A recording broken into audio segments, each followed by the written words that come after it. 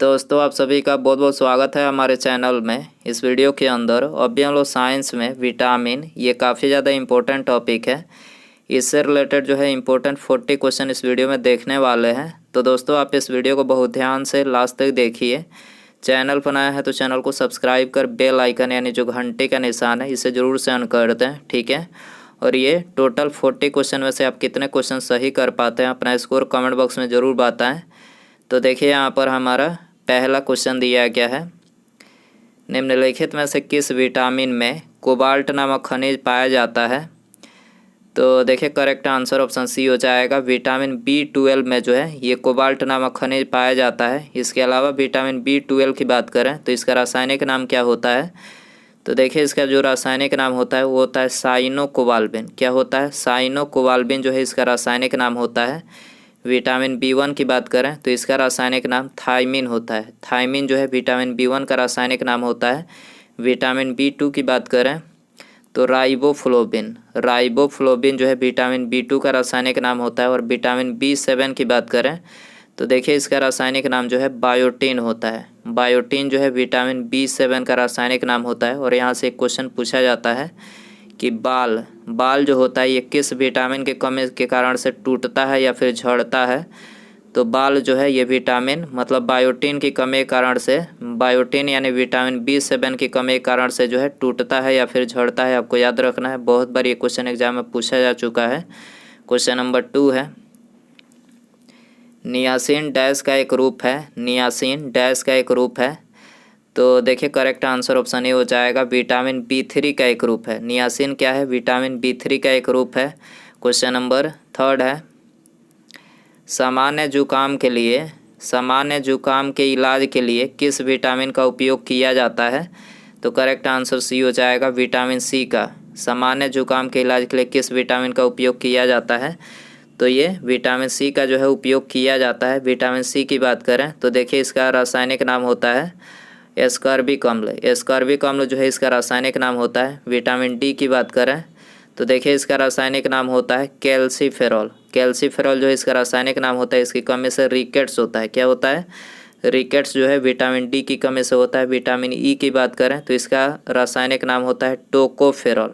Tocopherol जो है vitamin E का रासायनिक नाम होता है। और इसकी कमी से जनन क्षमता में कमी, जनन क्षमता में जो है कमी आती है। याद रखना है आपको। क्वेश्चन नंबर 4 है, निम्नलिखित में से कौन सा एक आयरन का सबसे प्रचुर स्रोत है। तो करेक्ट आंसर ये हो जाएगा हरी सब्जियां। हरी सब्जियां जो है ये आयरन का सबसे प्रचुर स्रोत है। क्वेश्चन नंबर 5 है, पेलाग्रा नामक रोग किसकी कमी के कारण होता है। वेरी इंपॉर्टेंट क्वेश्चन है ये, बहुत बार क्वेश्चन पूछा गया प्रश्न है। तो देखिए पेलाग्रा नामक जो रोग होता है तो ये नियासिन की कमी से, नियासिन यानी विटामिन B3 की कमी से जो है ये पेलाग्रा नामक रोग होता है। आपको याद रखना है, डी आंसर हो जाएगा। क्वेश्चन नंबर 6 है, मानव शरीर में जल की मात्रा कितनी होती है। मानव शरीर में जल की मात्रा कितनी होती है। तो देखिए मानव शरीर में जल की मात्रा 80% होती है। कितनी होती है? 80%। डी आंसर हो जाएगा। इसके अलावा मानव शरीर में नमक की मात्रा पूछा जाए कितना होता है तो 0.4% जो है ये मानव शरीर में नमक पाया जाता है। और एक सामान्य मनुष्य के अंदर रक्त यानी ब्लड जो होता है वो कितना पाया जाता है। तो ये 5 से 6 लीटर पाया जाता है। 5 से 6 लीटर जो है एक सामान्य मनुष्य के अंदर ब्लड यानी रक्त पाया जाता है। क्वेश्चन नंबर 7 है, निम्नलिखित में से कौन सा एक प्रोटीन का सबसे उत्तम स्रोत है। प्रोटीन का सबसे उत्तम स्रोत कौन सा है। तो सोयाबीन। सोयाबीन जो है ये प्रोटीन का सबसे उत्तम स्रोत है। डी आंसर हो जाएगा। सोयाबीन में प्रोटीन की प्रतिशत मात्रा कितनी पाई जाती है तो 42%। 42% जो है सोयाबीन में प्रोटीन की प्रतिशत मात्रा पाई जाती है। क्वेश्चन नंबर 8 है, मानव शरीर में सबसे प्रचुर मात्रा में पाया जाने वाला तत्व कौन सा है। तो सबसे प्रचुर मात्रा में कौन सा तत्व मानव शरीर के अंदर पाया जाता है। तो ये ऑक्सीजन पाया जाता है। ऑक्सीजन पाया जाता है 65%। आपको याद रखना है कितना पाया जाता है। ऑक्सीजन सबसे अधिक पाया जाता है 65%। डी आंसर हो जाएगा। क्वेश्चन नंबर 9 है, 1 ग्राम वसा देती है। 1 ग्राम वसा जो है देती है तो ये 9 कैलोरी ऊर्जा देती है। सी आंसर हो जाएगा। क्वेश्चन नंबर 10 है, सुक्रोज में होता है, तो देखिए सुक्रोज में होता है ग्लूकोज एवं फ्रैक्टोज। ग्लूकोज एवं फ्रैक्टोज जो है ये सुक्रोज में होता है। बी आंसर हो जाएगा। क्वेश्चन नंबर 11 है, निम्नलिखित में से कौन सा विटामिन रक्त को जमाने में मदद करता है? कौन सा विटामिन रक्त को मतलब थक्का बनाने में मदद करता है? तो ये विटामिन के। विटामिन के जो है रक्त को थक्का बनाने में मदद करता है, आप सभी को पता ही होगा। विटामिन के का रासायनिक नाम पूछा जाए तो फिलोक्विनोन। फिलोक्विनोन जो है इसका रासायनिक नाम होता है। और इसके स्रोत, विटामिन के स्रोत पूछा जाए, टमाटर, हरी सब्जियां जो है इसके मुख्य स्रोत हैं। हरी सब्जियां और दूध, ठीक है, इसके मुख्य स्रोत हैं। और रक्त को थक्का बनाने में कौन सा प्रोटीन सहायक होता है ये पूछा जाए तो फाइब्रिनोजन नामक प्रोटीन होता है, वही जो है रक्त को थक्का बनाने में सहायक होता है, याद रखना है आपको। क्वेश्चन नंबर 12 है, सामान्य मूत्र में विद्यमान ग्लूकोज का प्रतिशत कितना होता है? सामान्य मूत्र में विद्यमान ग्लूकोज का परसेंटेज कितना होता है? तो 0% होता है। डी आंसर हो जाएगा। क्वेश्चन नंबर 13 है, निम्नलिखित में से किस विटामिन के कमी के कारण मसूड़ों से रक्त आता है और दांत हिलने लगता है? तो करेक्ट आंसर सी हो जाएगा। विटामिन सी की कमी के कारण से जो है मसूड़ों से रक्त आता है और दांत क्या होता है? हिलने लगता है, याद रखना है। सी आंसर हो जाएगा। इसके अलावा दांत का सबसे कठोर भाग पूछा जाए, कठोर भाग ऊपरी परत होती है जिसको इनेमल बोला जाता है। दांत का सबसे ऊपरी जो परत होती है उसको ये सबसे कठोर भाग होता है और इसको इनेमल बोला जाता है, ठीक है। और मनुष्य के जीवन काल में कितने दांत ऐसे होते हैं जो 2 बार विकसित होते हैं? तो देखिए 20 दांत जो ऐसे होते हैं ये 2 बार विकसित होते हैं, याद रखना है। 14 है, दूध में होते हैं। दूध में क्या होता है? तो दूध में जो है ये सभी होते हैं, ठीक है, ये सभी होते हैं, कार्बोहाइड्रेट, प्रोटीन, वसा, कैल्शियम, ठीक है, ये सभी जो है दूध में पाया जाता है, याद रखना है। आंसर हो जाएगा ई। मेरास्मस नामक रोग किसकी कमी के कारण होता है? मेरास्मस नामक रोग जो है किसकी कमी के कारण होता है? तो कैलोरी की कमी के कारण से होता है। करेक्ट आंसर ये हो जाएगा। क्वेश्चन नंबर, और ये बच्चों में जो है सबसे ज़्यादा देखने को मिलता है मेरास्मस नामक रोग, ठीक है। क्वेश्चन नंबर 14 है, 14 वर्ष की आयु वाले बच्चे की वृद्धि के लिए कौन सा एक सर्वाधिक महत्वपूर्ण है? कौन सा एक सर्वाधिक महत्वपूर्ण है? तो ये महत्वपूर्ण है प्रोटीन, ठीक है। 14 वर्ष की आयु वाले बच्चे की वृद्धि के लिए जो है क्या आवश्यक है?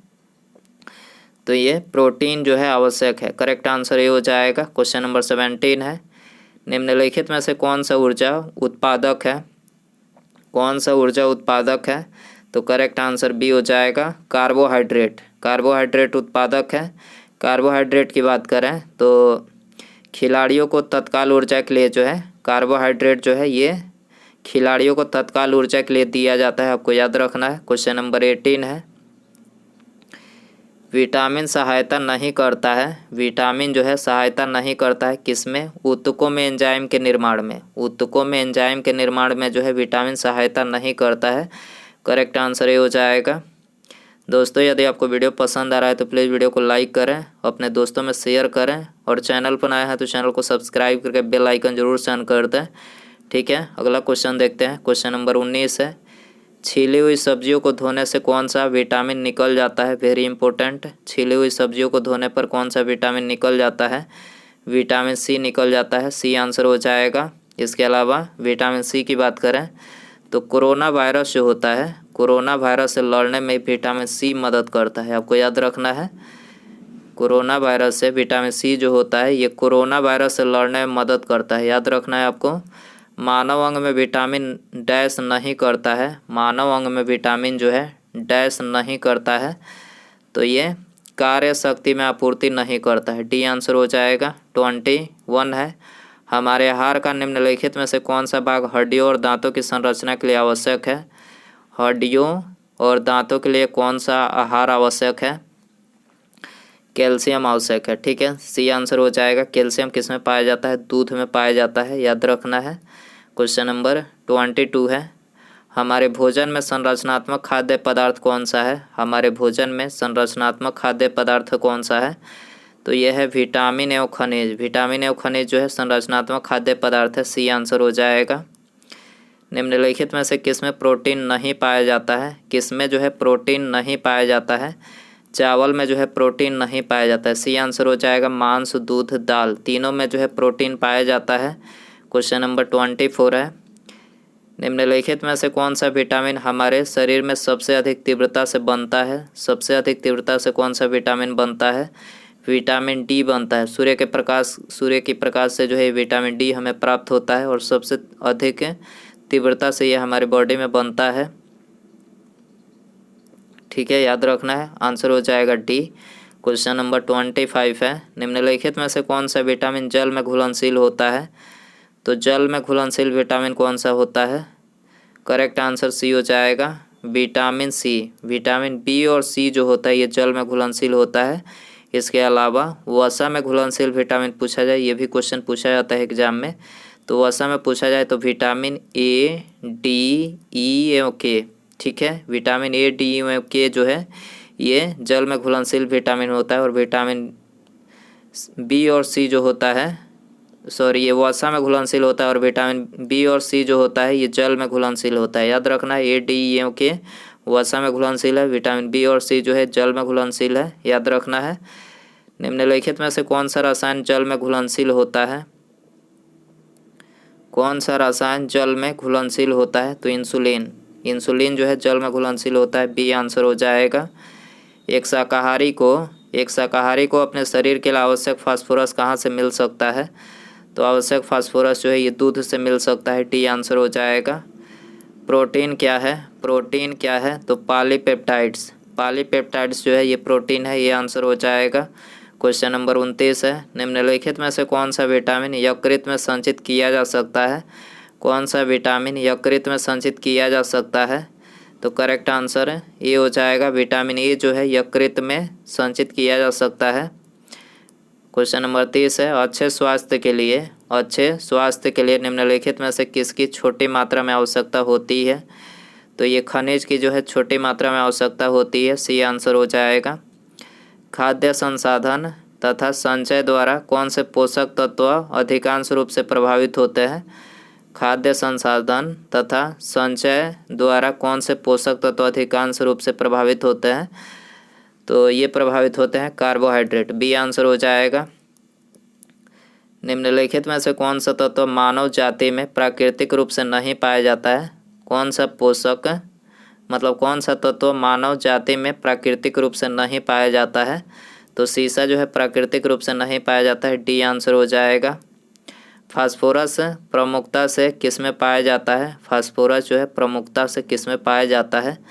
प्रोटीन में पाया जाता है, ये आंसर हो जाएगा। क्वेश्चन नंबर 34 है, निम्नलिखित में से किस में कार्बोहाइड्रेट की न्यूनतम मात्रा होती है? किस में कार्बोहाइड्रेट की न्यूनतम मात्रा होती है? तो मटर में जो है न्यूनतम मात्रा होती है, डी आंसर हो जाएगा।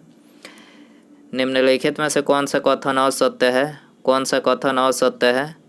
पहला ही कथन असत्य है, दूध में कोई विटामिन नहीं होता है। तो देखिए ये कथन मतलब बिल्कुल गलत है, दूध में विटामिन पाया जाता है। बाकी जो 3 दिया गया है ये करेक्ट है। विटामिन ए, इसको रेटिनल इसका रासायनिक नाम है, इसकी कमी से त्वचा सूखी व चकत्तेदार हो जाती है, बिल्कुल करेक्ट है। स्कर्वी का एक लक्षण जोड़ों में दर्द है।